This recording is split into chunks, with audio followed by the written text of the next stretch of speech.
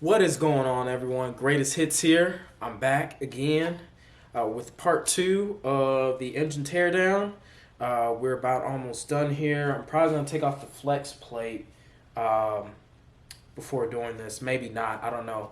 So far, we haven't seen too much carnage really at all, other than that this guy hasn't really changed the oil uh, often.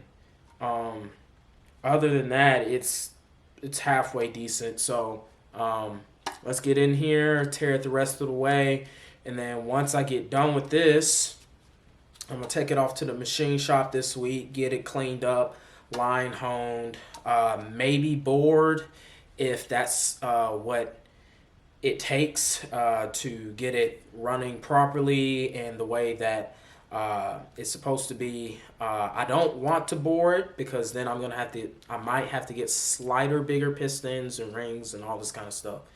But we'll see. This right here is a 13 millimeter bolt.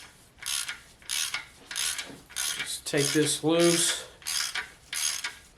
I'm going to try and shorten this video down to 30 minutes, maybe less than that. But we're almost there, guys, so it's not going to take too long. Also, I got this light behind me, so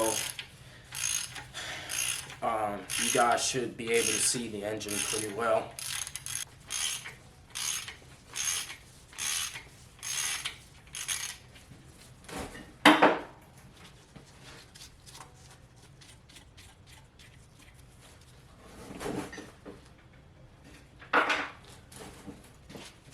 Thing off here, and there you go.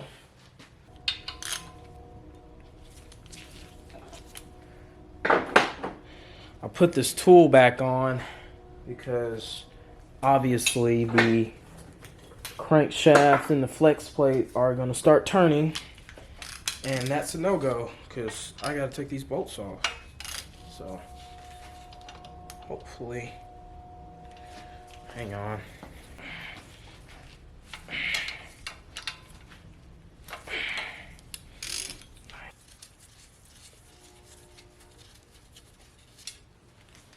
Okay. Those were all 15 millimeter bolts. You just slowly wiggle this thing off and it slides on through. We're gonna do the rear main seal next. I believe these are 10 millimeter bolts around here. We're gonna see if we can get, that's a 13.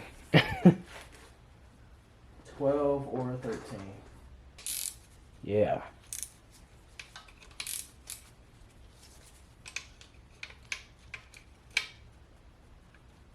Yep.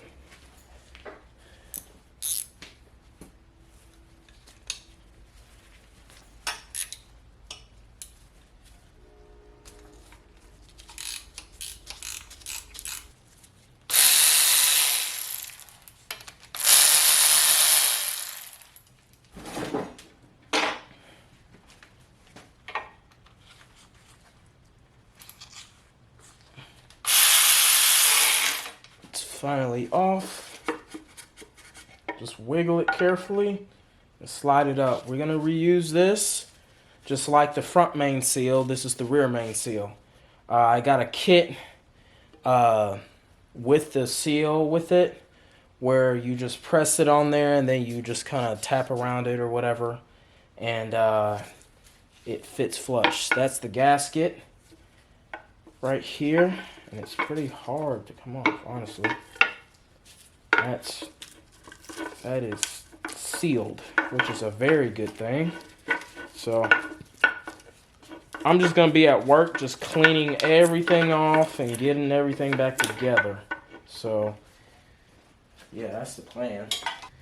Okay, I'm taking off cylinder 1 first, and then I'm gonna go here to cylinder 2, and then 3 and 4 and so on. Hopefully y'all can see that. Anyhow, this is the best I can do here, really, guys. I'm sorry.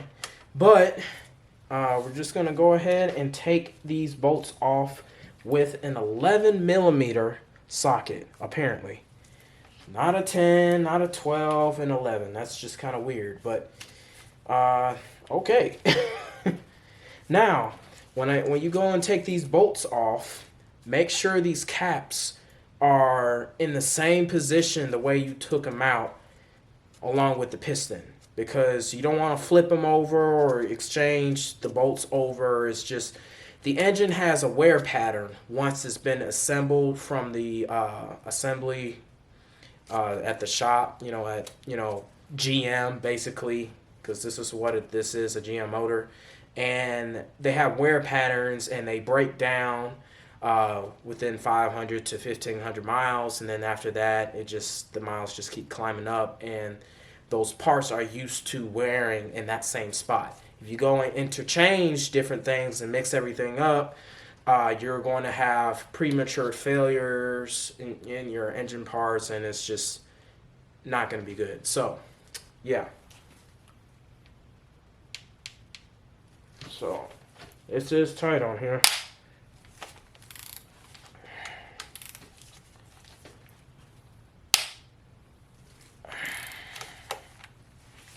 Okay. Let's bring this up just enough.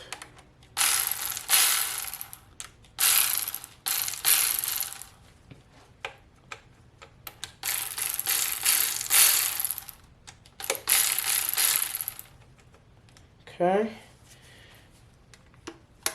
Now,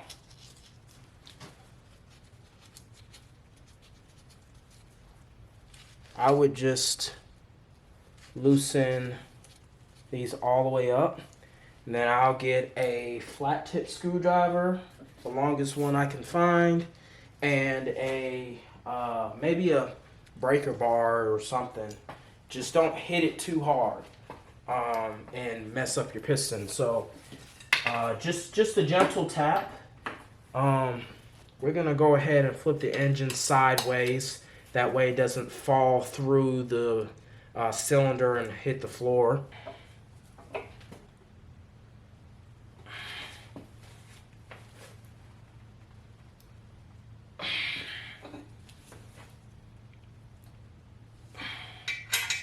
There we go. Now, use a dead blow hammer.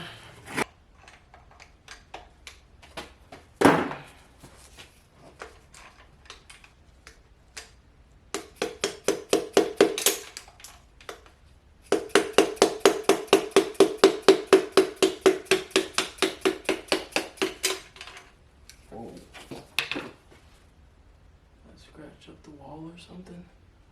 Okay. Wow. Goodness gracious.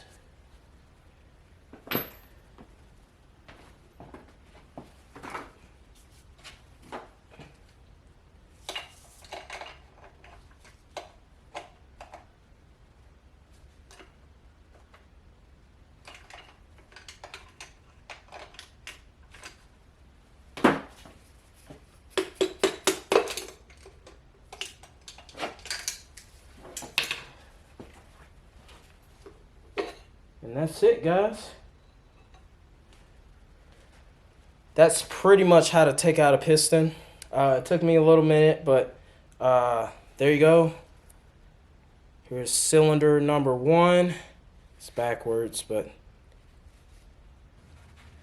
guys, all of these pistons have spun bearings, like the guy said. I was hoping that there wasn't, but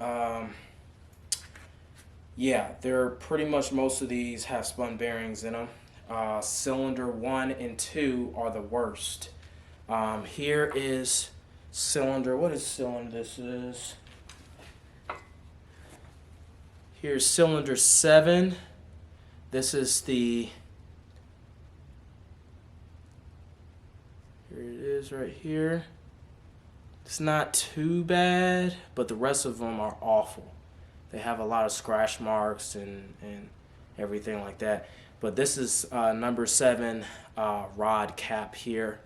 And the bearing if you can see, is still on there. You see that little notch in there? Yeah.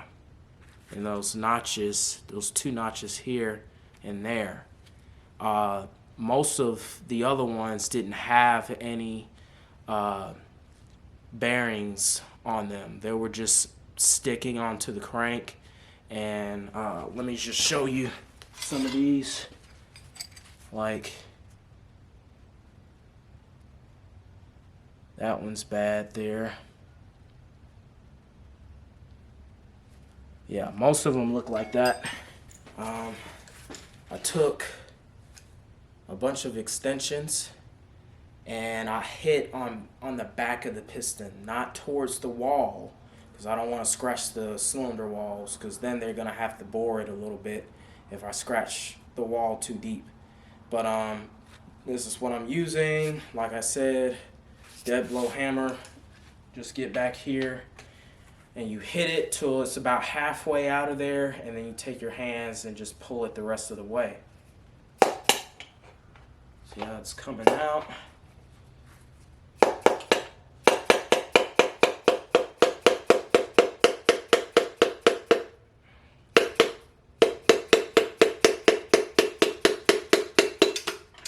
Right about there, I stop, and I just kind of pull it out if I can. If not, then I'm gonna have to hit some more. Oh, there we go.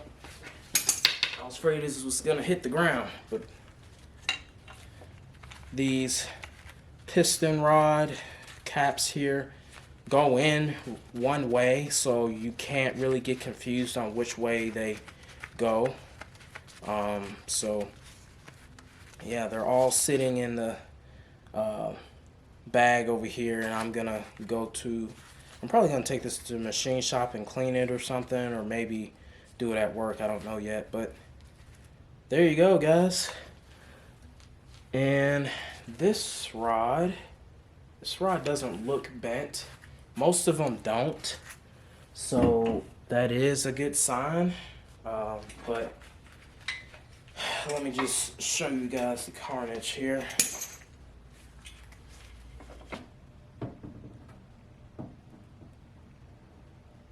You see that one down there?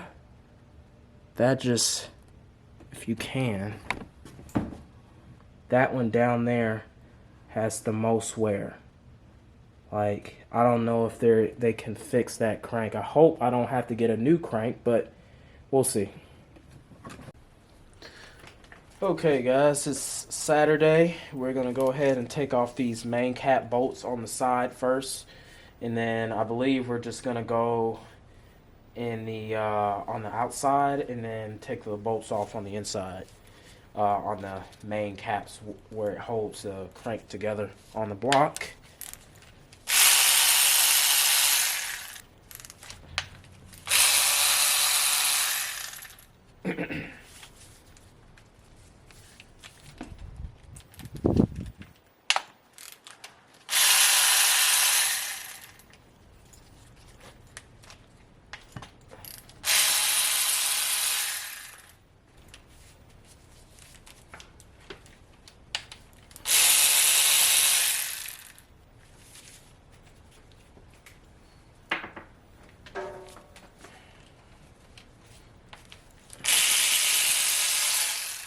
So what do you want to do here with all of these main cap bolts here is that you want to loosen the bolts in a counterclockwise position. So here, here, here, here, and here.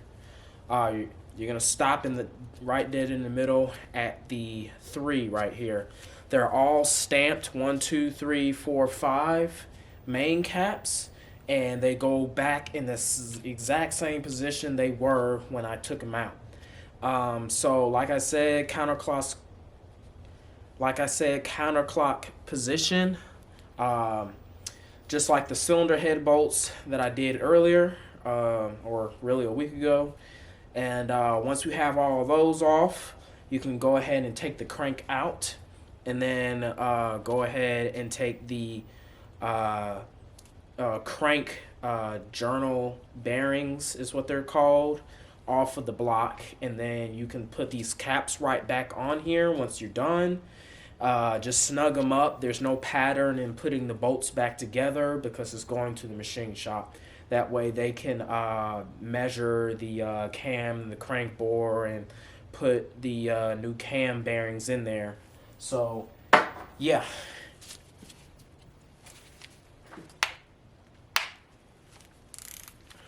That's loose. This was already loose here. I already broke that one off. Gotta take the 15 millimeter bolt off and put on the, what is this, a 13 millimeter socket on here. It's kind of weird the way that they did this, but GM knows what they're doing, so because they made a really, really good engine. I'm starting with the outer bolts first, and then going to the inside bolts. Change sockets here.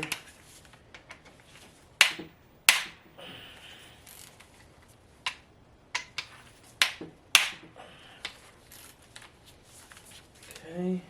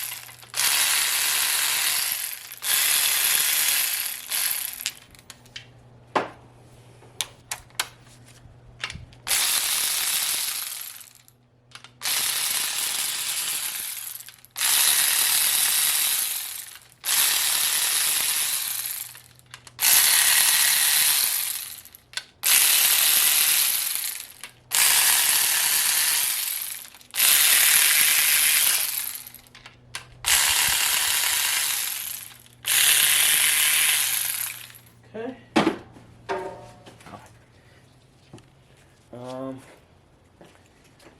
Go ahead and use a bar. Try and get these up. Just be careful, try not to scratch or gouge into the block, because the block will be useless if you do. Oh snap. Man.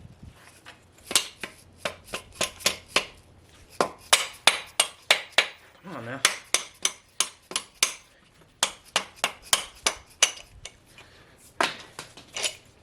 And there we go.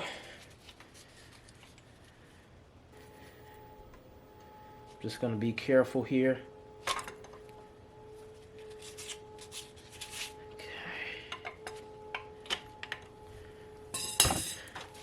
I'm using a breaker bar. Alright, so we can take the crankshaft out now. Please be careful.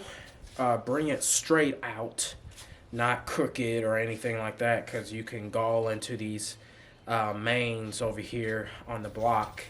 So just be careful, lift straight up, like so. And it's really heavy. Really, really heavy.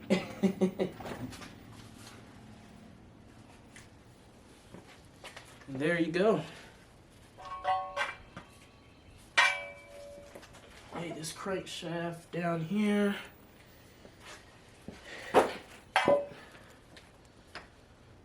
And I'm gonna use a flat tip screwdriver to get these main caps off here. I forgot to mention I need to take these lifters out. Just be careful. I don't have a swivel with me right now. Most of my tools are at the shop. I should have got my swivel extension. That way I can kind of like bend it and not gall into the bore of the lifter. The floor. I'm just going to start just whacking them out. Just be careful.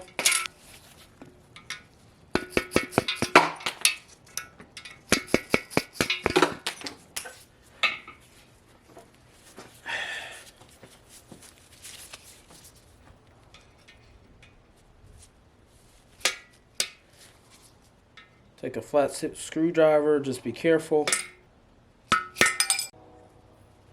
Okay, next thing you want to do is take the main caps, set them right back into the block here.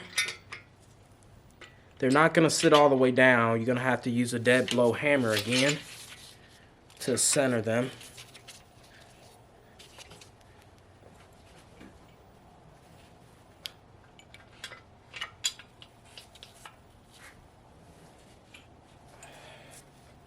Four, which is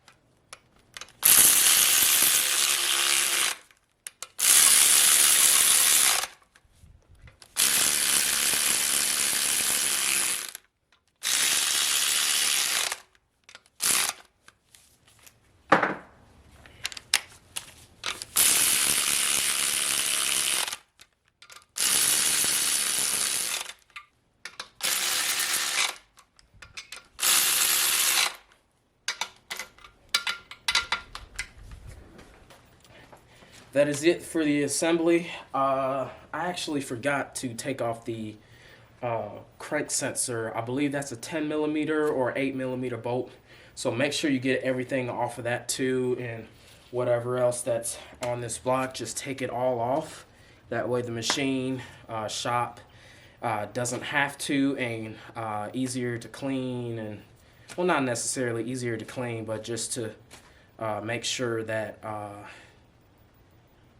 they can do their job as quickly as possible. If y'all like this video, please hit that like button and subscribe to my channel, Greatest Hits.